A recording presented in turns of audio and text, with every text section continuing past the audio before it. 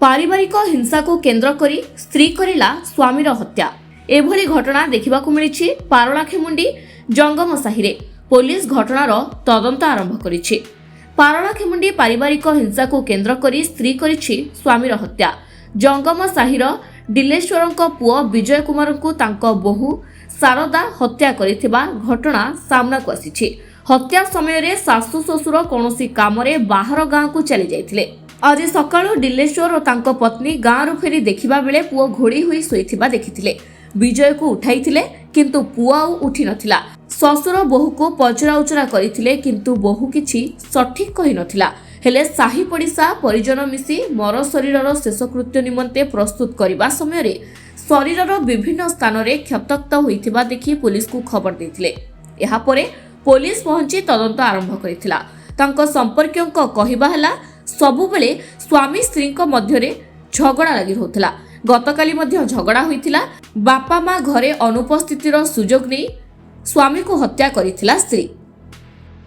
से मोर सला हम से सकाल मत फोन करथिला जाइथिले देखला लोक मरि जाइछि बोली कि कहले मरि जाइछि कोन आइछि बोली कहबारे से किछि कहि पारलानी। पार्टीरो रक्त बाहरतला कोन हल्ला रक्त बाहरछि बोली कहले ना देह कोन भला नाइ ना कोन बोली कहबारे से किछि कहि पारलानी। हल्ला सिटी पड़िसा लोक कहले ना रक्त आस्तुला तो आमे आगे पुछलु बोली कि कहले से पड़िसा आग्रह जो माने जानचंदी तांगा आइकि कहछि। हेले तापरे आमे हो कोन देह भल नाइ ना कोन बोली आमे भाबिथिले। जेतला तांग बापा मां नथिला तांग मां ता भौनी नथिला तांग भौनी भी आसिला के देखिला लोक आमे जो हमर जो कार्यक्रम थिबो से कार्यक्रम करियो बोली कि बानेन शर्ट पिनछि बानेन पिनछि सेटा बानेनटा काढला लोक छाती जाको कला हो जाइछि। छाती मझिरे गोटे कणा अछि। छाती मझिरे गोटे कणा अछि।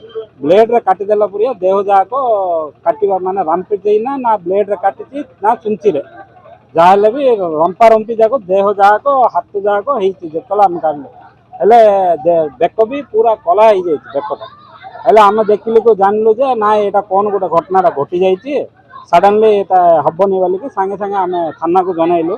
सार माने आइले देखिले देखिकी हमको पोस्टमार्टम करियार अछि बोली तार स्त्री आ घर के नथिले सर तांके स्त्री है कि स्वामी दु जना का थिले आ पड़िसा घर भी के तांग घर को जिबार ना स्वामी स्त्री दु जना का थिले आ के घर तो नथिले मरि गेले बोले कहले तांको मिसेसटा विजय कुमार मिसेस बेसी झगड़ा करछि।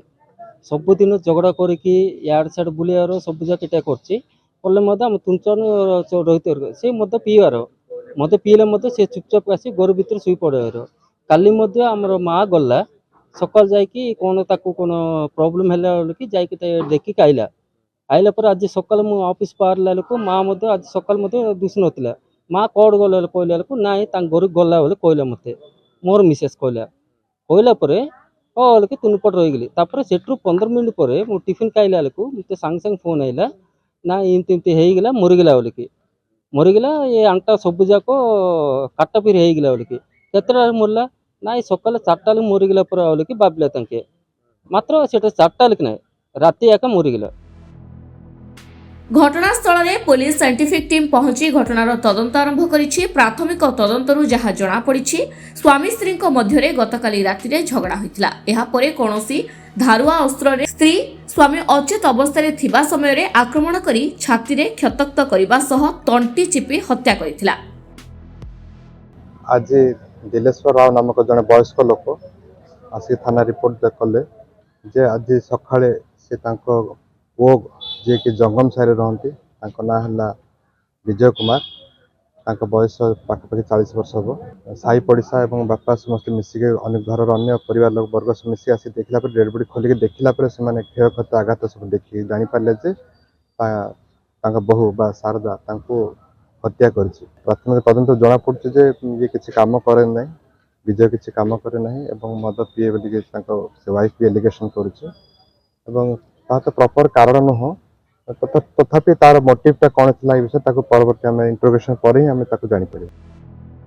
এই ঘটনারে পত্নী শারদাকে পুলিশ অটক রাখি পচরাউচরা করছে। পরবর্তী সময়ে শব ব্যবচ্ছেদ পরে হত্যার অনেক তথ্য মিলিপারিব।